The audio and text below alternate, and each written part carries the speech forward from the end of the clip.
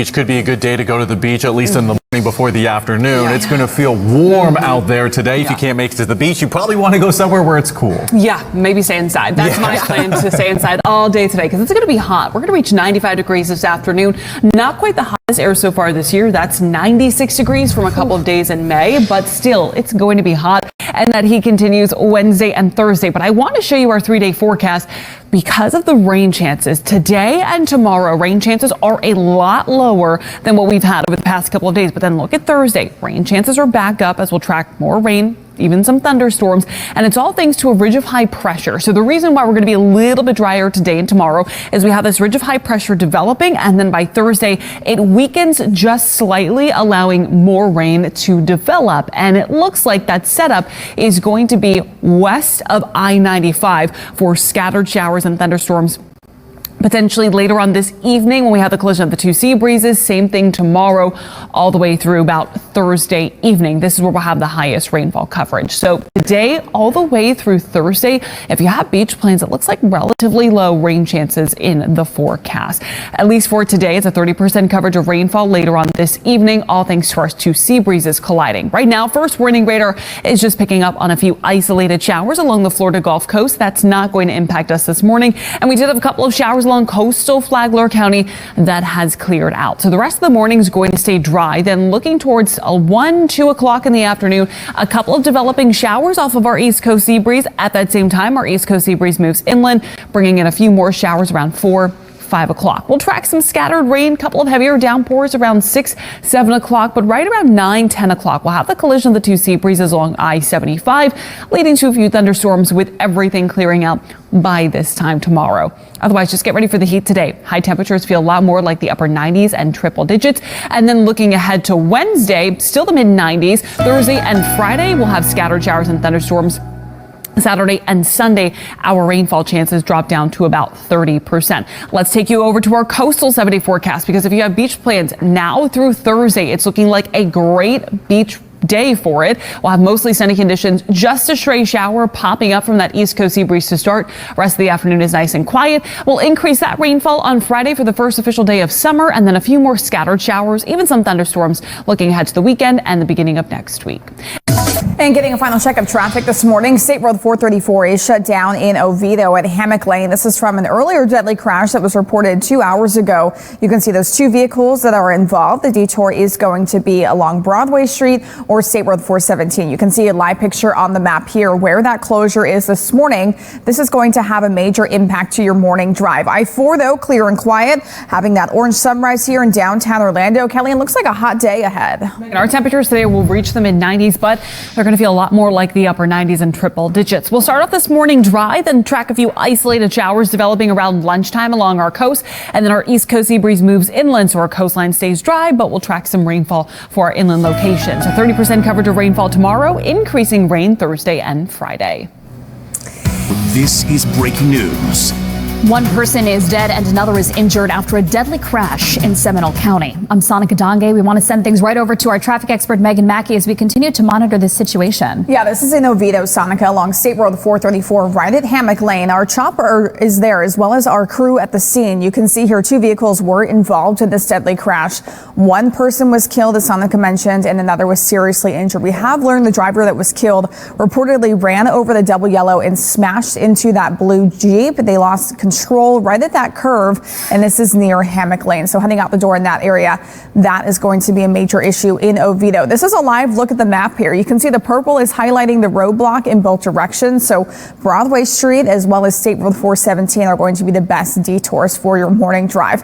Heading out the door, though, you saw from that camera, the road there looks nice and dry. Kellianne, how's the forecast heading into our Tuesday? Megan, it's going to be a hot day ahead. Temperatures by late morning will already feel like the low 90s, and then later on today, it's going to feel a lot more like the upper 90s and triple digits. Now, we'll start off this morning with mostly clear conditions. Our East Coast sea breeze pops up a few isolated showers along our coastline around 1 o'clock. And then this afternoon, our East Coast sea breeze moves inland. So your beach plans today are going to be relatively dry. Just 1 or 2 isolated showers popping up along that sea breeze. And then the sea breeze works inland. 6-7 o'clock, we track a few showers. And then 9-10 o'clock tonight, scattered rain, even a few thunderstorms along I-75 as our two sea breezes collide, with everything clearing out by by tomorrow morning. Tomorrow, a 30% coverage of rainfall in the afternoon and evening, with rain increasing Thursday and Friday.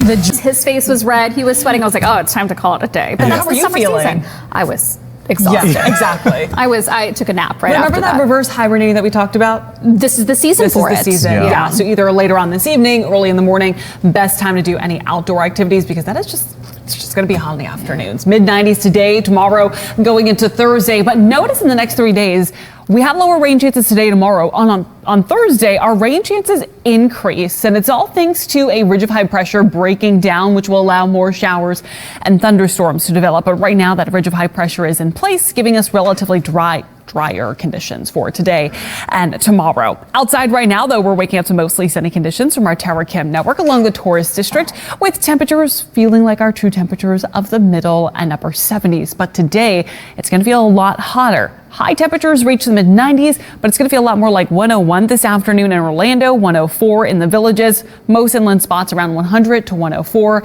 and our coastline into the upper 90s and triple digits for those feels like temperatures. Now this afternoon, because of heat and humidity, we still will track some rainfall, but it's not going to be as high in coverage as what we typically see this time of year.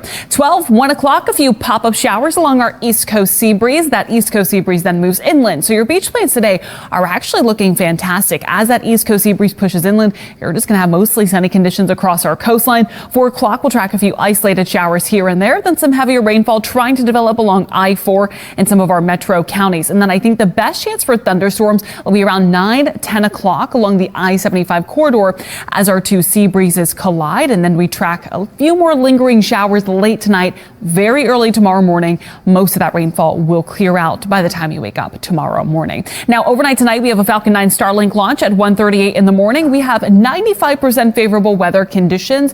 Just going to be watching a few clouds along our coast, but really clouds should not be a big concern for that overnight launch. Then tomorrow afternoon, again, a 30% coverage of showers and some thunderstorms. All right, let's talk about the tropics. Here in the Atlantic Basin, there's nothing to track in the next 7 days. Things are nice and quiet, but in the Eastern Pacific, it's a little bit of a different story. We have Tropical Storm Eric in the Eastern Pacific, expected to become a hurricane by Wednesday afternoon, and then a Category 2 hurricane by Thursday at midnight.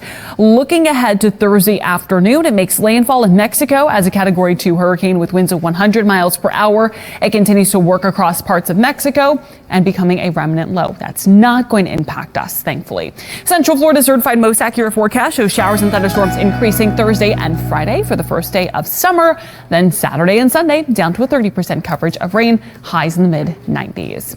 All right, it is going on 7:52. Is breaking news. 7:56 this morning. We've been following breaking traffic news for about 3 hours now. Good morning, I'm Alan Campbell. Let's begin with first warning traffic expert Meaghan Mackey. Meaghan, you've just learned a woman in her 30s died in this crash. Yes, super sad news this morning, Alan. Heading out the door in Oviedo. This is a live picture from our crew there at the scene. Looks like those tow trucks are starting to arrive here along State Road 434. This is right at Hammock Lane. Now, we have learned, as Alan mentioned, a woman in her 30s was killed when she reportedly crossed over the double yellow line in this area, crashing into a blue Jeep, which you see here loaded onto the tow truck. And the person in the blue Jeep was a man in his 20s. He reportedly was able to get out of his vehicle before it became engulfed in flames, but he was taken to the hospital with very serious injuries. So there is that closure here along 434 at Hammock Lane. The detour is going to be Broadway Street and the 417. This morning, we also need to get a check of our weather with first warning meteorologist Kellianne Klass. Good morning. Good morning, Megan. Good morning, everyone. We're starting off this morning with mostly sunny conditions,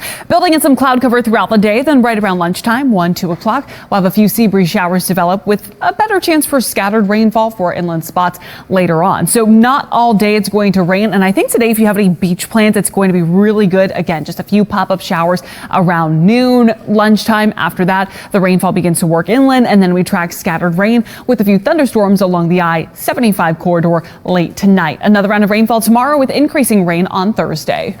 A new free program. To some traffic news here that we have been monitoring for hours, Megan. Yes, Sanika, this is a deadly crash in Oviedo, State Road 434 and Hammock Lane. It is shut down here because of 2 vehicles involved in this deadly crash. So Broadway Street as well as the 417 are the detours. Kellianne, how's the forecast for today? It's going to be a hot one, Megan. Temperatures this afternoon reaching the mid-90s, feeling a lot more like 90s and triple digits. We'll also have some showers quickly developing across the area as our east coast sea breeze pops up a few showers around lunchtime, and then that east coast sea breeze works inland throughout the afternoon. Best chance for scattered rainfall arrives this evening along the I-75 corridor.